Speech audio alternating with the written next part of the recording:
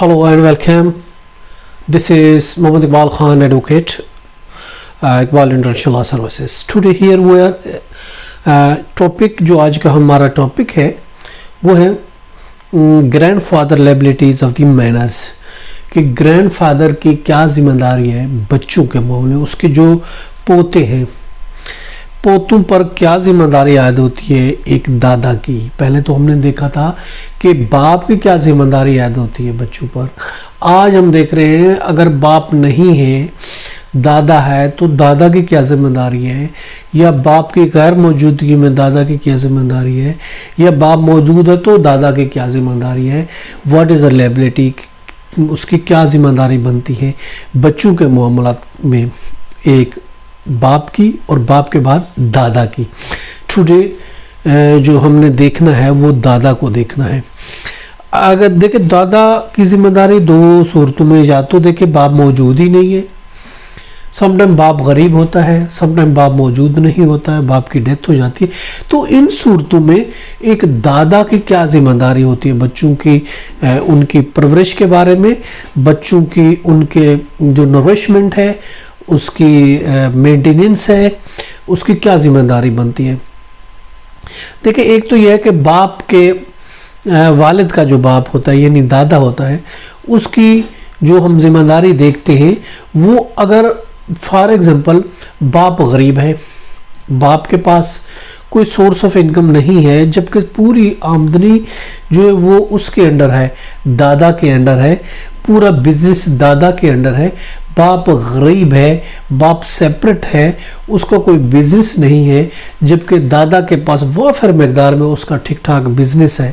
यूँ समझे कि बाप अगर बहुत गरीब है लेकिन दादा अमीर है, तो उस सूरत में फिर क्या जिम्मेदारी है। देखिए उस सूरत में तो जिम्मेदारी दादा की बनती है। एक तो ये हो गई कि बाप गरीब है, दादा अमीर है, तो उसकी जिम्मेदारी बनेगी।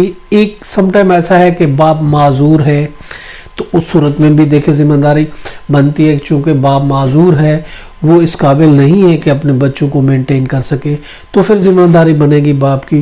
या फिर दूसरी सूरत हम यूँ कह सकते हैं कि बाप मौजूद ही नहीं है, बाप की डेथ हो गई है, बाप इस दुनिया में नहीं रहा, तो फिर जो दादा है उसकी क्या जिम्मेदारी है। देखिए इस सिलसिले में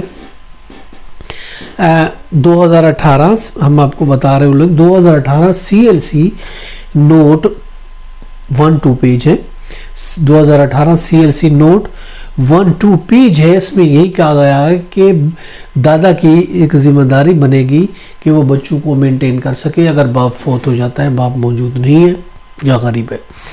अगर देखें दोनों गरीब हैं, बाप भी गरीब है और दादा भी गरीब है, तो फिर क्या होगा। और अगर फिर भी वो मेंटेनेंस नहीं देते तो ऑफकोर्स कोर्ट उनको जेल भेजेगी।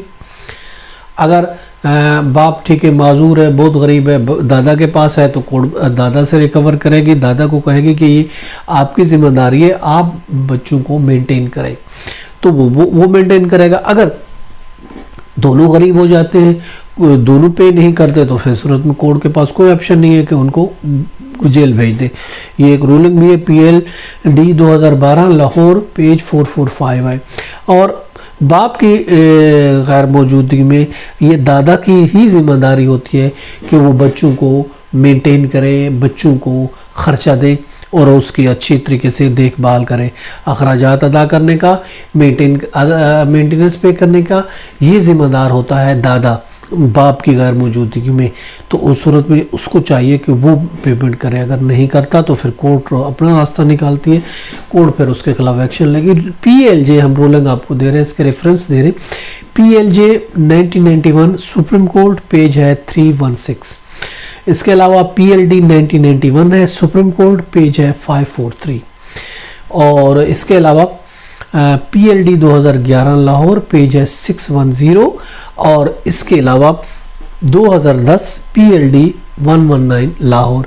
तो ये बहुत सी रूलिंग्स हैं जिसमें यही करार दिया गया है कि अगर बाप कैपेबल नहीं है तो फिर दादा की जिम्मेदारी बनेगी कि बच्चों को मेंटेन करें। बच्चों को मेंटेन करने की फिर जिम्मेदारी दूसरे नंबर पर बनती है वो बाप की गैर मौजूदगी में, बाप ज़ईफ़ है, बाप की डेथ हो जाती है, बाप इस काबिल नहीं है, तो फिर दादा की जिम्मेदारी है कि वो बच्चों को मेंटेन करें, बच्चों के अखराजात पूरे करें। ये था हमारा आज का टॉपिक कि what the liability of the grandfather, दादा की क्या जिम्मेदारी बनती है। इसके साथ ही मैं इजाज़त दीजिए, कल एक नया टॉपिक के साथ फिर आपके खत्म में हाजिर होंगे। इजाज़त दीजिए, हैव अ नाइस डे, अल्लाह हाफिज़।